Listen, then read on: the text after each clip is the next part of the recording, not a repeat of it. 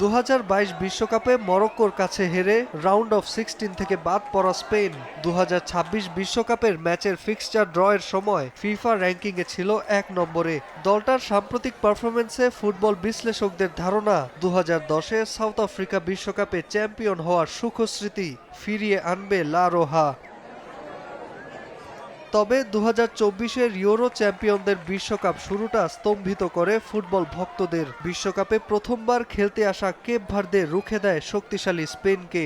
ম্যাচের অতিরিক্ত সময় নিয়েও কোনো গোলই করতে পারেনি লা রোহার আক্রমণ ভাগ। Coach Luis de la Fuente Lamine ইয়ামালকে নামিয়ে ইনজুরির রিস্ক নিতে না চাইলেও শেষে ইয়ামালকেও নামানো হয় একটা গোলের জন্য। তবুও কেপ ভার্দের অপ্রতিরোধ্য ডিফেন্সের কাছে হার মানতে হয় লা রোহাদের। 0-0 গোলে ড্র হয় ম্যাচ।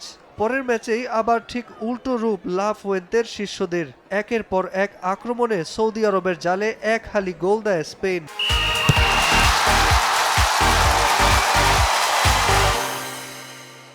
ম্যাচের শুরু থেকেই অগ্নিমূর্তি ধারণ করে পুরো দল দাপুটে জয়ে জানান দেয় নিজেদের শক্তিমত্তার। কাগজে কলমে নকআউট পর্ব নিশ্চিত হলেও উরুগুয়ের বিপক্ষে আরও একটি শক্তিশালী জয় চায় লামিনে ইয়ামালরা।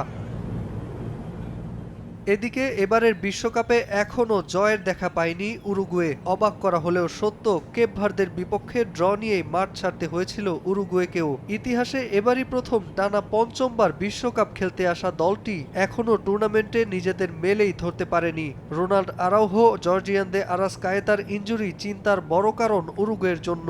স্পেনের বিপক্ষে মাঠে নামা হচ্ছে না এই দুই খেলোয়াড়ের, অথচ টুর্নামেন্টে টিকে থাকতে জিততেই হবে আকাশী নীল শিবিরের। এদিকে কেপ ভার্দে সৌদির বিপক্ষে জয় পেলে আর স্পেনের কাছে উরুগুয়ে হেরে গেলে বিদায় নিবে 1930 ও 1950 বিশ্বকাপের চ্যাম্পিয়নরা। আবার ম্যাচ জিতলেও কেপ ভার্দের ম্যাচের ফলাফলের দিকে তাকিয়ে থাকতে হবে মার্সেলো বিয়েলসার শিষ্যদের। 2013 সালে দুই দলের শেষ দেখায় 2-1-এ ম্যাচ জিতেছিল স্পেন। শনিবার সকাল 6টায় মেক্সিকোর গুয়াদেলাহারাতে বিশ্বকাপের গ্রুপ পর্বে তৃতীয় ম্যাচে সকালে মুখোমুখি হবে স্পেন উরুগুয়ে। নাজমুল হাসান পুলক, সময় সংবাদ।